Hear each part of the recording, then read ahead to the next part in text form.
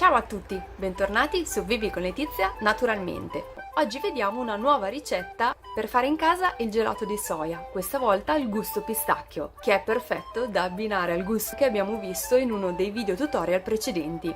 Io vi aspetto anche su Vivi con Letizia Viaggi e Vivi con Letizia il gruppo e noi ci vediamo alla prossima. Ciao!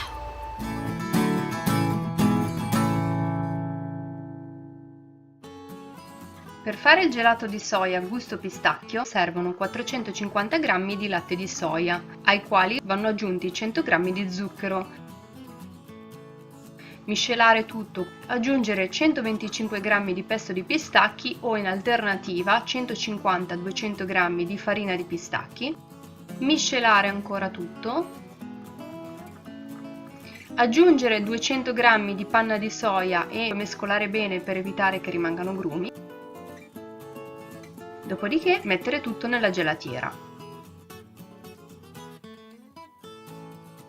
Quando è pronto, travasare in una vaschetta da mettere subito in congelatore.